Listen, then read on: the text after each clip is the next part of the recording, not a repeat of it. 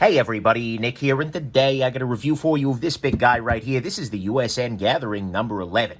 First off, I want to thank very much my Patreon patrons who make the channel possible and also make it possible for me to say, you know what, I should go to this and see if there are any magnificent makers, because that's a wonderful thing, so thanks to that. I also want to thank the various people who were awesome to me in a variety of ways on this one.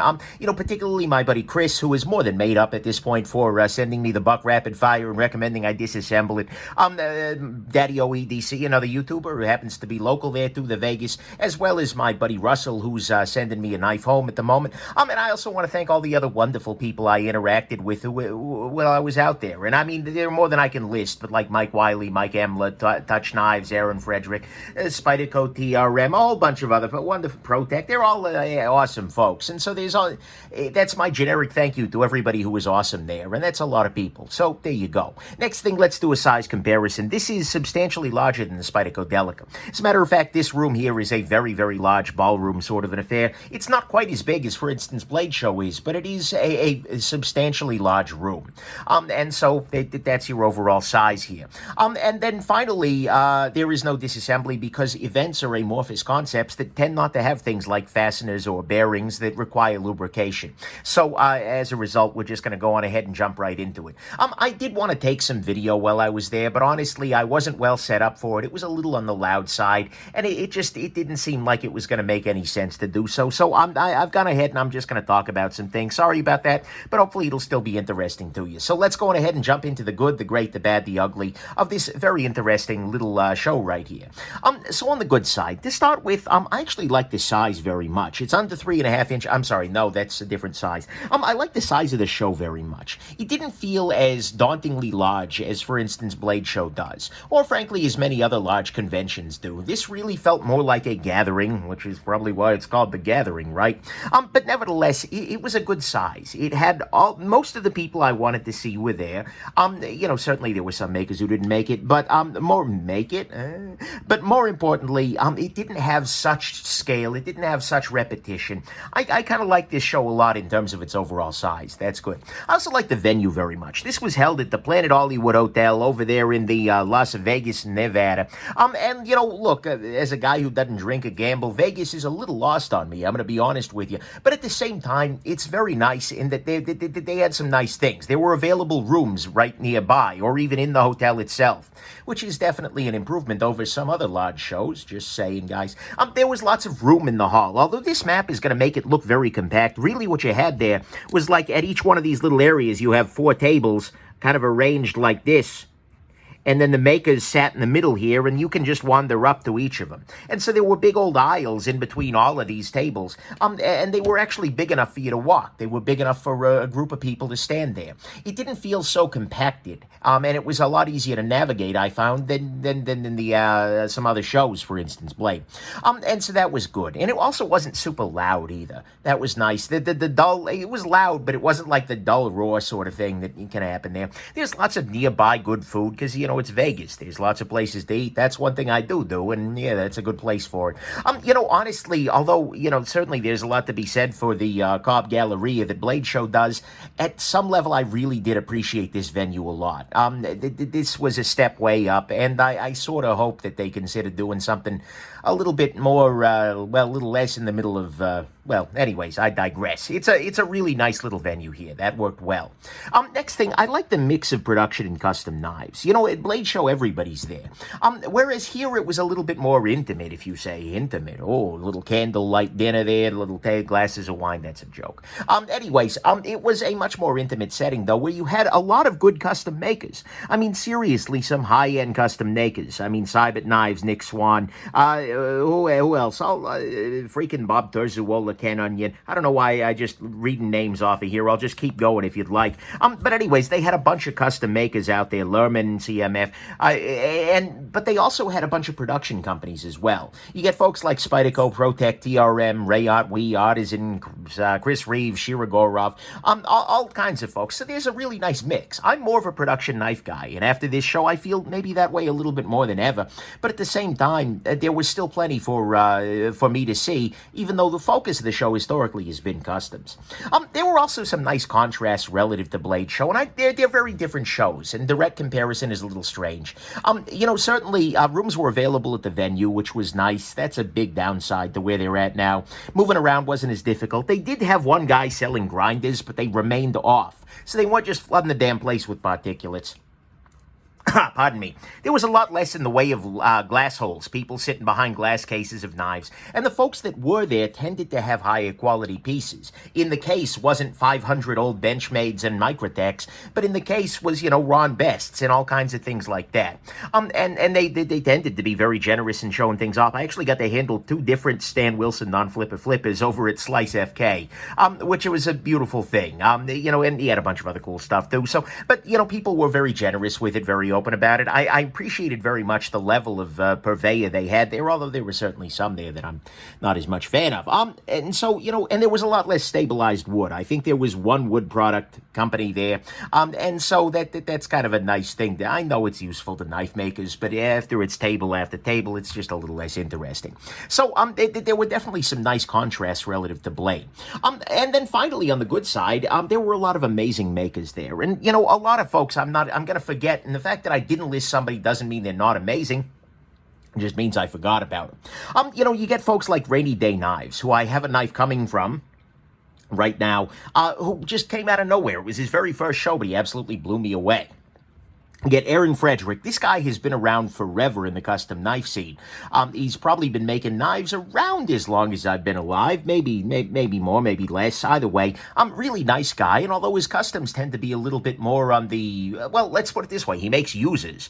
And his prices reflect that. I was very impressed, particularly with his fixed blade stuff. You get Touch Knives. These are great, folks. I actually visited them when I was out in Portland. Just on a lark, Elijah Isham was there. He said, "Hey, Nick, come on by." And they're great folks. Just generally speaking, they also make really great knives. They're all switchblades, so it's a little lost on me as a Californian, but nevertheless, they had some cool stuff going on there. There was a guy named I believe it's Aaron Leake, Alex Leake, either way, Leake. He actually wasn't a part of the show per se, but he brought a couple of knives for delivery to the show, and I met him in the Cove. He had some really cool stuff going on there, and then a bunch of other folks out there too who were already pretty well known to the world. And not that Frederick isn't well known, but he was not known to me at that time. We had folks like Brian Nadeau, Shop by Design. We had folks like, who the heck else? Richard Rogers, of course, is doing good work. That was actually the first time I got to handle any of his pieces, in person. It's impressive. Lerman, CMF Metalworks is always doing good stuff. Glenn Waters is art knives, but they're really attractive pieces. Brad Zinker is one of those custom makers who I've seen at a few shows now, and each time, his prices are very reasonable in the custom world, and his designs are unique. He does a lot of very highly skeletonized, very lightweight sorts of things. The only reason I don't own one of his is that there's not been one of them that just quite got me over that edge, because each one of them is a little different. They have patterns, and so I'm pretty sure I'm going to own one of his at some point. I'm just going to go to a show and find one. But yeah, John McNeese over at McNeese Custom Knives. He's the guy who did the Spyderco McBee. He had a bunch of stuff over there, but more importantly, just the nicest freaking guy. Great conversations with him. Really, really kind folks. Andre Thorburn was there, and it was great. Obviously his knives are freaking magical. And it's always nice to talk with him. Who else am I missing here? Rayot actually brought some really cool new prototypes. TRM was there with some awesome stuff that I'll show off when I, get them in the mail there. CKF brought some new stuff, including the Resenti Snafu, which was pretty decent. And the promise of the next Georget collaboration there. Knife Rights had a table. Doug Ritt is a great guy, generally speaking, and, I'm a big fan. Always a joy to talk to him. Beg Knives, actually, Mattia Barani is Beg Knives, one of their business partners. He's been doing a line of kitchen cutlery that's kind of blowing me away. I'm not a kitchen guy, but damn.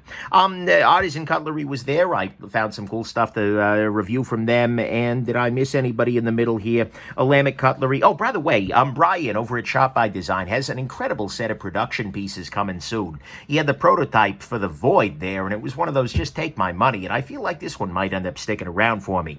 And then Spyderco had a full table set up, including a prototype table. And of course, what happens at the prototype table stays at the prototype table, but yeah, there was some exciting stuff. But anyways, there was a really nice mix of great makers, as well as some other ones that I didn't mention in here. But some very, very nice makers in there, and so that was definitely a joy. And to me, all of that is the good, is that there were amazing makers, some very nice contrast relative to Blade, a nice mix of production and custom knives, and a very good venue and a nice size for the show. You know, on the great side for me of USN, it's more social. Blade Show feels in some ways like a trade show. That's probably because it's a trade show, actually, if I were to think, about that for half a second. But it really has that vibe of sort of a bunch of people standing around and showing off their latest products. But it's much more corporate, if that makes sense, partly because there were a lot more big companies there and a lot more knife retailers and whatnot. This felt a little bit more kind of like a gathering, right? It's easier to hang out. There's not so much rush to the whole thing. Because honestly, I was able to make it through the whole show in the very first day, which is good, because the second day everyone had sold most of everything. Anyways, I digress. But it was nice then to be able to spend the second day just talking to people. I went over, I spent like 45 minutes talking to Aaron Frederick, and folks like that. Talking to Dutch Knives, talking to Spyderco. It's just, there's a little less pressure. There's a little less go. And I appreciated that. It gives the timeline being as long as it was, where there's a Friday and a Saturday to the whole thing, made it a little bit easier to do that. And so the other thing is, you're at a place where there were nearby restaurants, etc., so it's real easy to just go to dinner with somebody, to say, hey, why the heck not, right? And so I had some very nice dinners, both with friends, it was a beautiful thing. And, honestly, it was a nice feeling. People seemed to be a lot more open to just chatting, to just saying, like, oh, yeah, this is what that was, to me, a joy. I mean, I always say that about every knife show, and it always comes off cliche, like, oh, it's not about the knives, it's about the people. But in this one actually felt a little bit even more that way than it did otherwise. And there's also the Cove, which is an area, it's, picture like for a barbecue grill, one of those smokers. Sorry, I'll get there later. But it's a small area that's set aside for people after hours to go meet and check out their toys, etc. So, to me at least, that was what's great, is that it was a social, sort of much more gathering-y event than a big corporate sort of thing.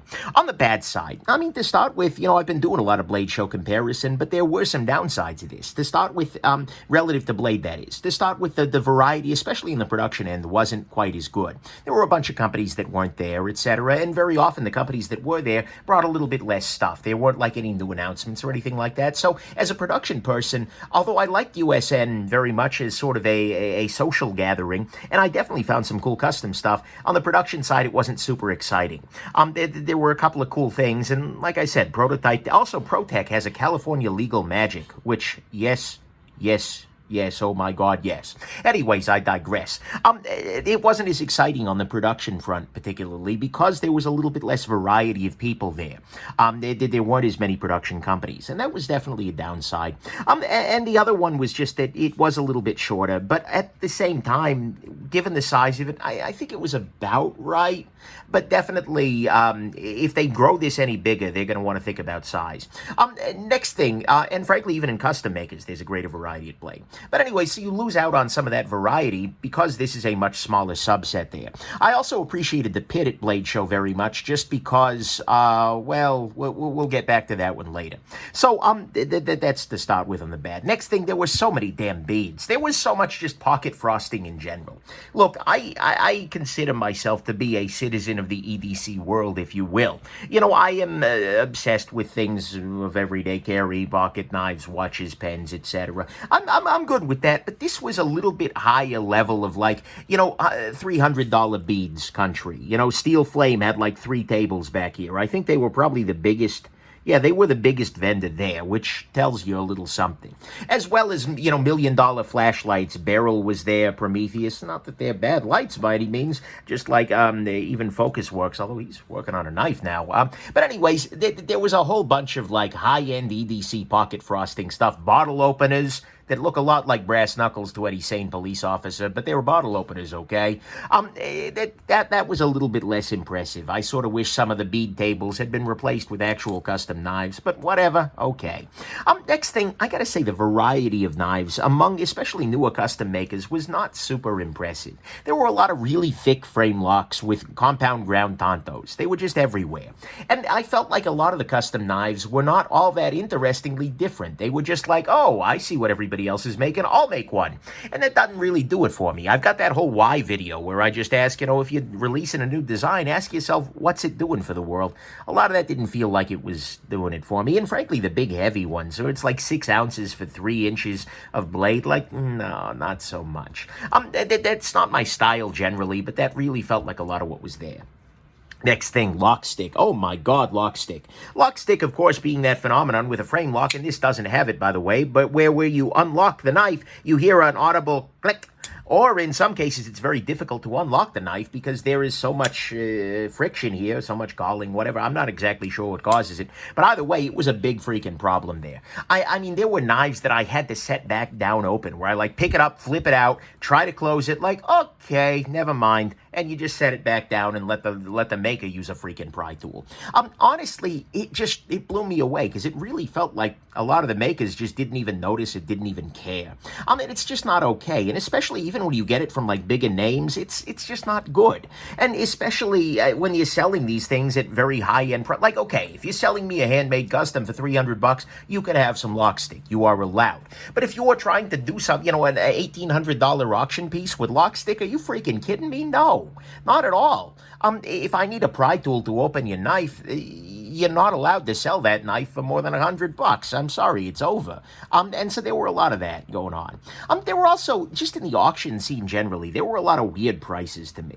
Now, mind you, a lot of this could be taste. And, a big part of it, too, is that I don't have as big of a sense of, oh, wow, that name is amazing. I know some of the big names in custom knives. I'm not blind, but I don't have that strong, hero worship for some of these custom makers. And so there were a lot of really head-scratching moments. Hype makers, some of which deserve it entirely. I want to say that. A lot of the hype makers have gotten there for a good reason. But where you get these hype knives going for astronomical prices and then amazing knives not meeting the reserve. Touch knives, for instance, had just an amazing little button auto that was just oh, yes. But, it went way, way under their reserve. It didn't make sense for me as a Californian, but still, it kind of shocked me a little bit what was happening on the auction market. Wait, that went for $6,000 and that didn't sell? Are you kidding me? Just kind of weird. And frankly, I think a lot of that was due to the makers' prices being a little weird. There were a lot of cases walking around, especially among relatively new or less well-known makers, where I think the price reflected their dreams, not their reality.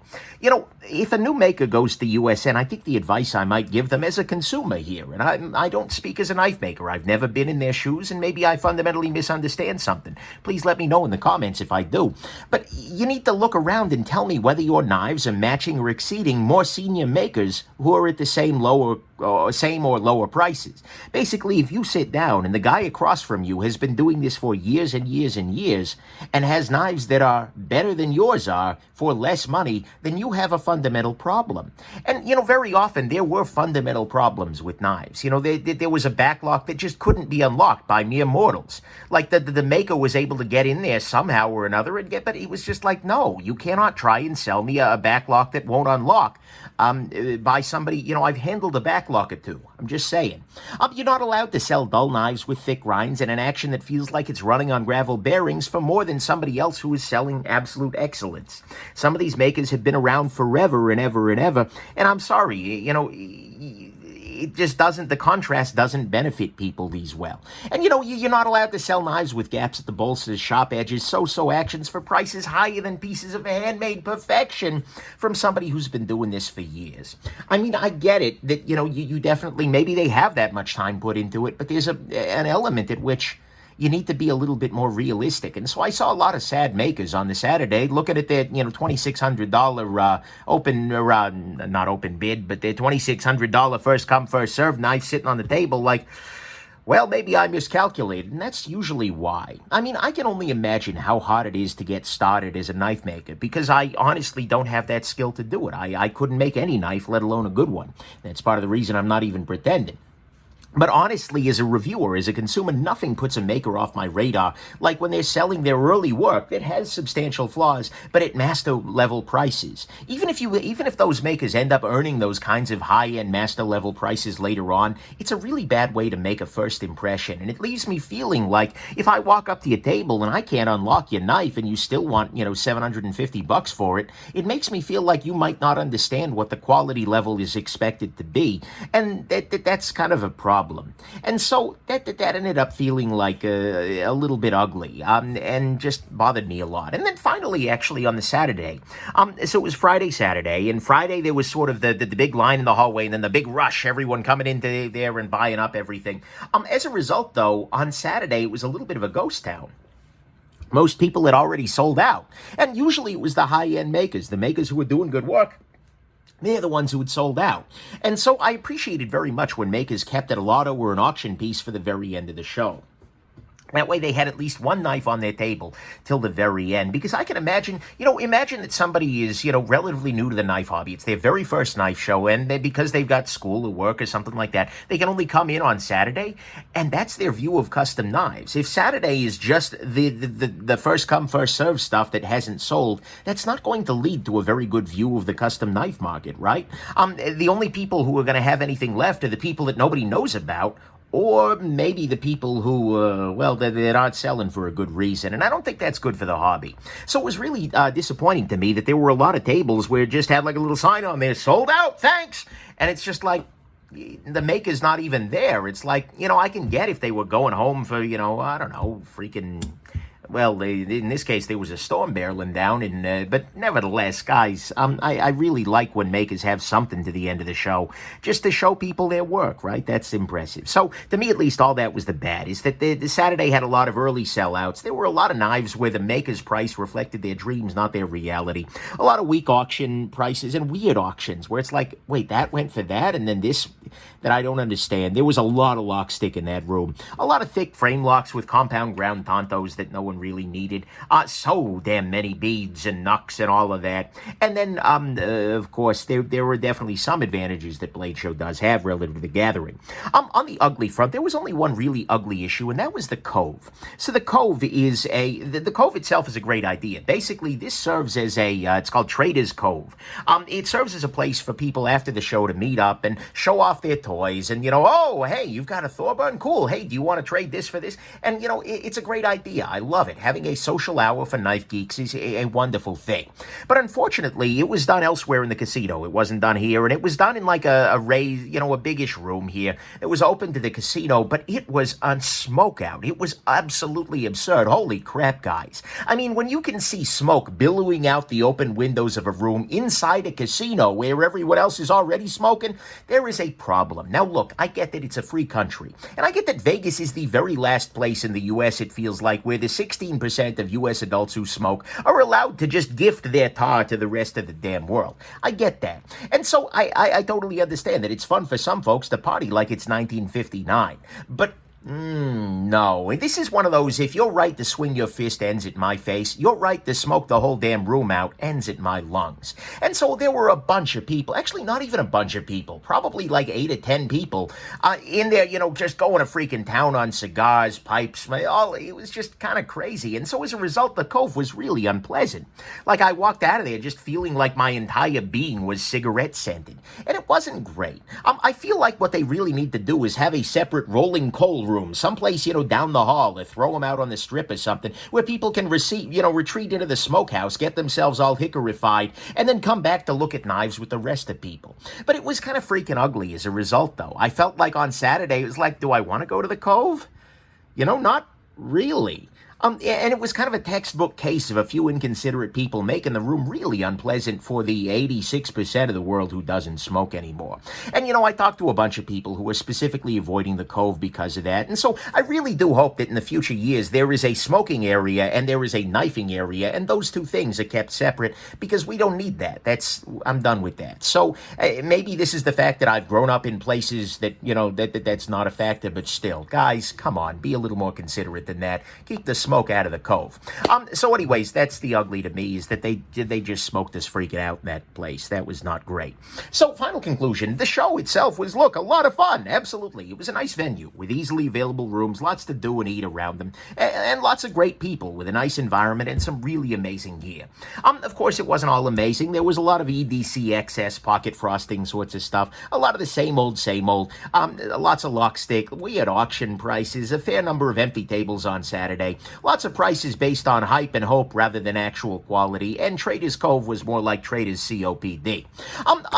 Overall, though, even though I'm not a custom knife guy, and in a lot of ways, this show reminded me why. You know, walking around there, I can definitely see the custom knife world is a little bit more hit or miss, and by and large, the people who have great names in the custom world have earned them, but there's a reason that only a few people have great names. That's really cold, but, you know, nevertheless. I was a little bit... It was an enjoyable show. Even with all of that, it was very much a joy. And it was a great chance to catch up with good makers, to meet up with people.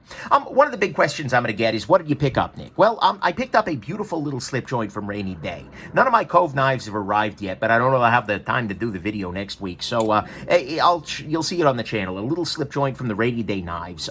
I picked up a TRM Atom and fluted carbon fiber. I picked up a Hogue Ritter Griptilian. The Hogue Axis... I'm sorry, I forget what name they're calling a lock that is remarkably similar to an Axis lock. They're really good. They're impressing me very much. But I picked up one of the Ritter Mark 1 G2s. I picked up I've ordered a Greg Stevens design. He's a watchmaker, actually, who was there. But anyways, picked up one of his watches, which is pretty cool looking. I've arranged for a couple of samples from Artisan, and I'm really interested in some of the upcoming stuff out of Rayard. They've got some great stuff there. And of course, the Spyderco prototype table, I can't discuss, but was exciting. Another big question people ask is, who won? Who was the best in show for you, Nick? For me, actually, although there were a bunch of amazing makers that everyone knows are amazing, the one that jumped out at me was this Rainy Day Knives guy. Came really out of left field. I'd never even heard of the guy, but I show up at his table, it was just like, holy crap, because his grinds were just on point, really, really good. Fit and finish, snap on the slip joints. It was really top quality work at prices that accurately reflected that he's relatively new to the market. I was really, really impressed with his stuff, and it was one of those things where I walked by and I visited a knife I brought a couple of friends over, like, check this out, and then as I was getting ready to leave the show, it's just like, you know what, damn it, I'm just going to buy it, because otherwise I'm going to kick myself. And so even though I had, already sent things back home, I ended up just picking up another one because I'm a weak man, but it was really, really good. Then finally, the biggest question is, am I going to go back? Well, yeah, probably. It's not so far. Vegas and San Diego, it's like 5-hour drive or a, freaking 45-minute flight or something like that. It's not so expensive. It's not quite the same hugeness of Blade Show, but I will probably plan to leave on Saturday afternoon. Yes, this time I gave myself the full 2 days. With the sellout effect, I could probably have done a little less and gotten home, back to the wife a little sooner. But look, overall, that was the USN Gathering. It was a fun time with great folks, some pretty excellent gear, and if they address a couple of those little issues and maybe move the smokestacks elsewhere, it could be absolutely a gem for you. So there you go. Hope this has been interesting to you, and have yourselves just an absolutely wonderful rest of your day. Bye now.